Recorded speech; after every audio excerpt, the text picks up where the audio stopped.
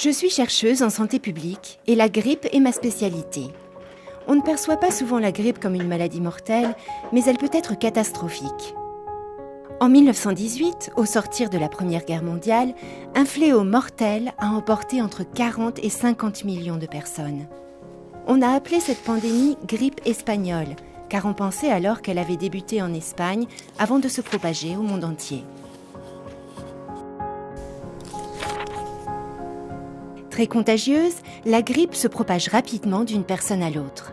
Lorsqu'un sujet infecté tousse ou éternue, le virus se dépose sur les surfaces et peut alors infecter les autres.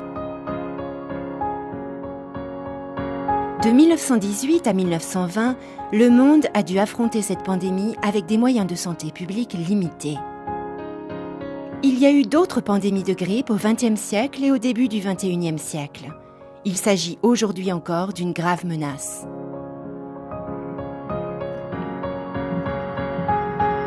En avril 2009, un nouveau virus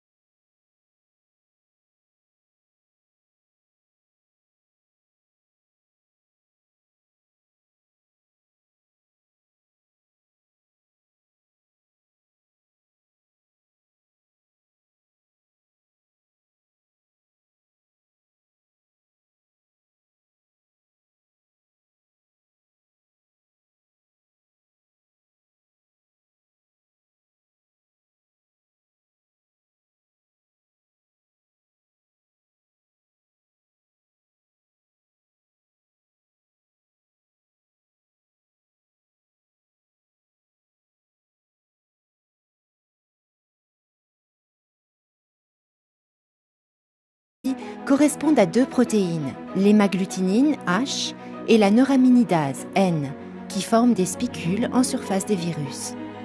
Les chiffres après les lettres H et N indiquent l'ordre de découverte des protéines.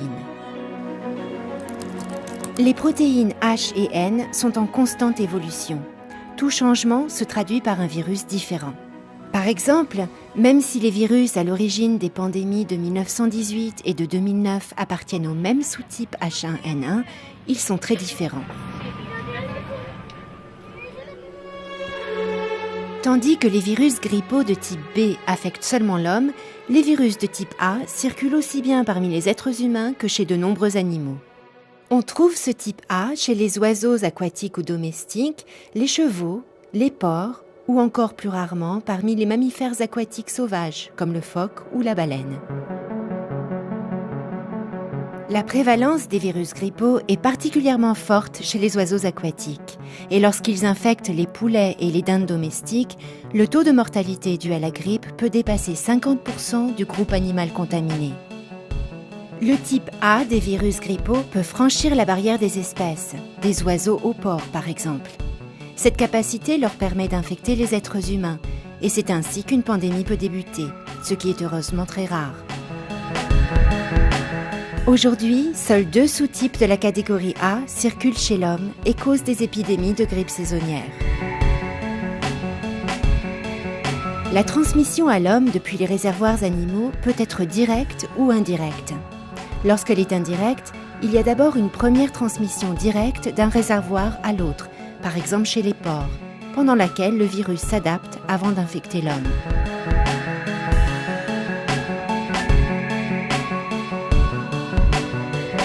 Le réassortiment génétique est le 3e mode de transmission. L'information génétique des virus grippaux se trouve dans 8 segments génétiques distincts. Il y a réassortiment génétique quand 2 sous-types pénètrent l'organisme en même temps, se répliquent simultanément dans une même cellule et créent un nouveau virus contenant des segments génétiques des 2 virus d'origine.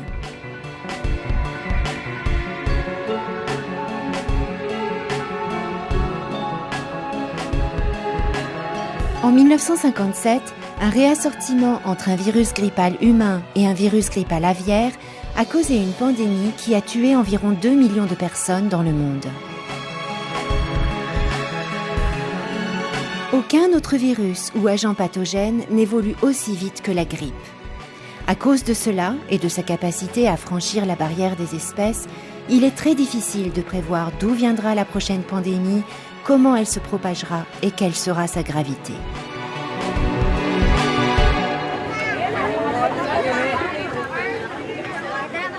Puisque les nouveaux virus grippaux sont généralement différents de ceux de l'année précédente, il est possible que des sujets ne soient pas protégés contre les virus en circulation alors qu'ils étaient grippés ou vaccinés l'année précédente.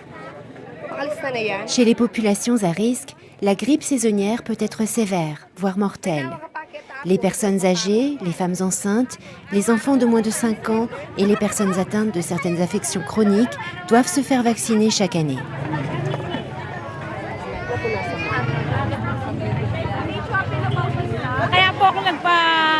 J'ai souhaité me faire vacciner contre la grippe parce que je suis diabétique.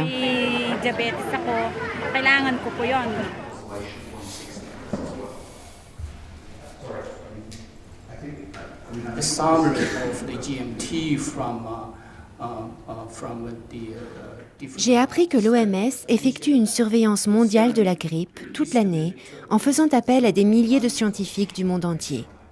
Ils échangent régulièrement leurs découvertes et des réunions se tiennent au moins 2 fois par an pour déterminer quel virus risque de devenir la principale menace lors de la prochaine saison grippale. Ce réseau mondial de surveillance de la grippe poursuit 2 grands objectifs.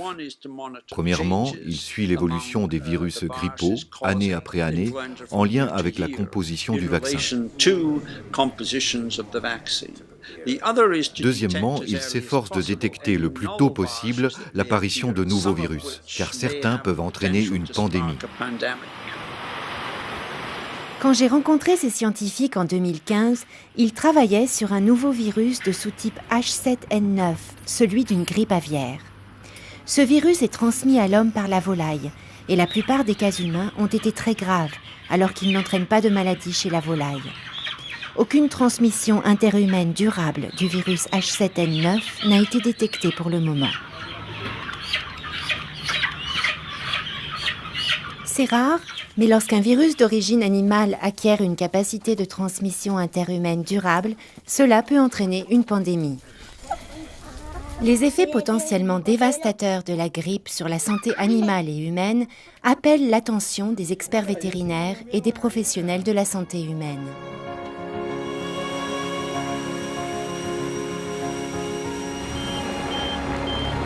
L'expérience du passé nous rappelle que les pandémies grippales peuvent avoir des conséquences dramatiques au niveau sanitaire, social et économique dans le monde entier.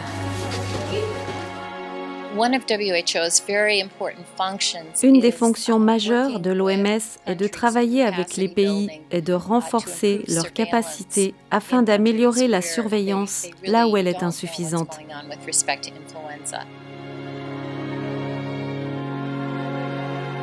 Plus de 110 pays ont un système de surveillance qui permet de collecter des échantillons de virus grippaux pour mener des analyses détaillées et faire de l'épidémiologie. Par exemple, en 2009, sur 10 mois, 1,7 million d'échantillons ont été analysés dans des laboratoires à travers le monde.